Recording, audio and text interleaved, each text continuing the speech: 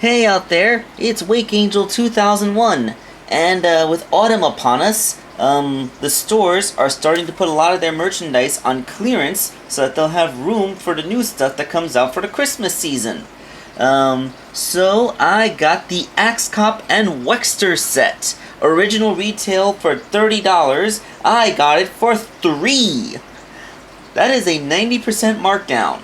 So, if you have any Toys R Us's in your area that still have this thing left over, it's an opportunity to get a pretty nifty little set. One that wasn't really worth $30 to me, but is an absolute steal for $3.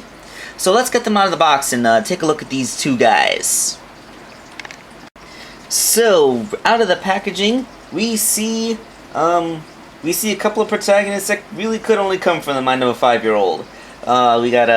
We got a cop who's in a permanent, pose, and a dinosaur with Gatling guns for arms. So, holy crap, that's kind of awesome. Alright, so let's concentrate on one figure at a time. Let's get Wexter out of the way for now, and just focus on Cop. So, Cop. At first blush, he kinda does what I don't like. That is, a figure who is in a pre-assumed pose that renders a lot of his articulation pointless. However, the gimmick behind the Cop show was that it was basically the ramblings of a 5-year-old. So this actually does seem kind of like the toy that you would give to a 5-year-old. Cop has basic swivel cuts at the hips, so I guess you can at least get him sit down after a fashion. And he has shoulders. So even though his legs will only stand in basically one position, at least his arms can move. Amazingly though, is that they actually splurged and gave him a really cool and expressive ball-jointed head. It's kind of nifty. It's better than, with his hunched over posture, if they put a swivel cut here, then he wouldn't have been able to turn his head without turning it upside down. But by giving him a ball joint, you can actually have him look to the side, look up, down, tilted expressively. So that's really cool. That's really great that they gave him a nice ball joint there. And it has huge range. Cop 1 comes with one accessory, and that is his axe. The axe can slip into either hand pretty well. Okay. Oh, and it looks like his right hand is sculpted with a trigger finger, just in case you have a gun. I think maybe the gun comes with a different figure. Like maybe the standalone Cop had a gun. So it seems to me that they designed it so that Cop would hold the axe in his left hand, so that his gun could go on the right. So it's a pretty basic little figure, but I really love that expressive ball-jointed head, and, Cop just kind of looks funny.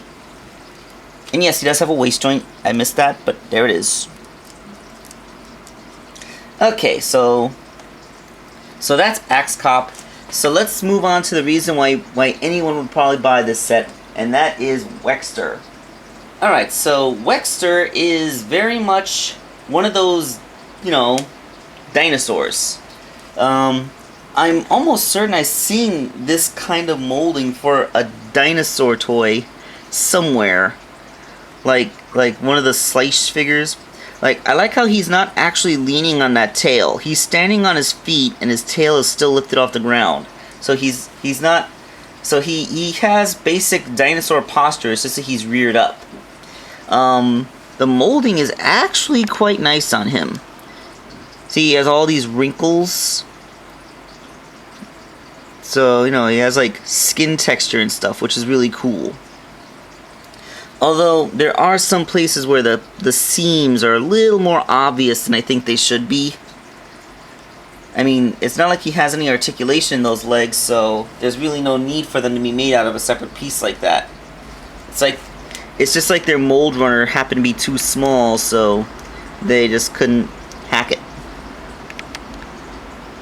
Alright, so Wexter actually does feature articulation. His jaw can open, revealing a very well sculpted tongue. And some nice meat in there. Actually reminds me of the slice T-Rex when it does that. And the arms are on ball joints, which are on stems attached to other ball joints. So, yeah, he can point his miniguns. Although, he can't quite point them directly in front of himself. He's always going to be spraying out to the sides. He has a dog collar and a badge in the shape of a T-Rex. It's kind of cool. And, of course, he has some kick-ass shades, which are specially made to fit on his head. The shades are a removable accessory, revealing some really cool dinosaur eyes back there. And even the little peg hole for the shades just looks like his ear. So that's a pretty nicely hidden little accessory integration. So without the shades, he's still a cyborg dinosaur with miniguns for arms. So that's pretty cool. Alright, so the final thing is, you may notice this band that goes over Wexter's back. It has a couple little ridges there. That is because it is a mounting point so that Axe Cop can ride him. So you have a cop wielding an axe, riding a dinosaur, wearing awesome shades that has 2 minigun barrels for arms.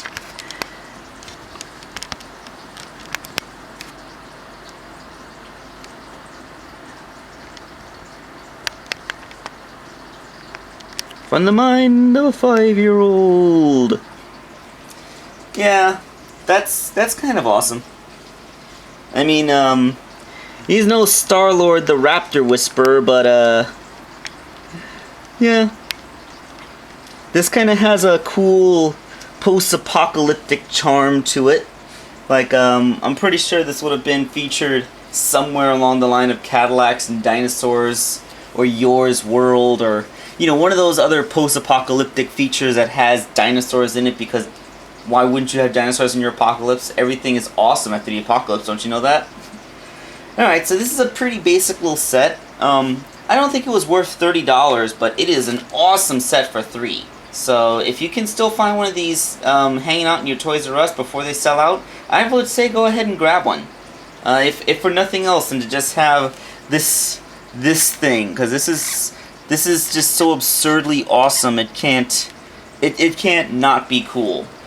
Alright, so this has been Wakeangel2K1, and this isn't the only thing I got for a steal of clearance, but you'll have to stay tuned for the next video for that.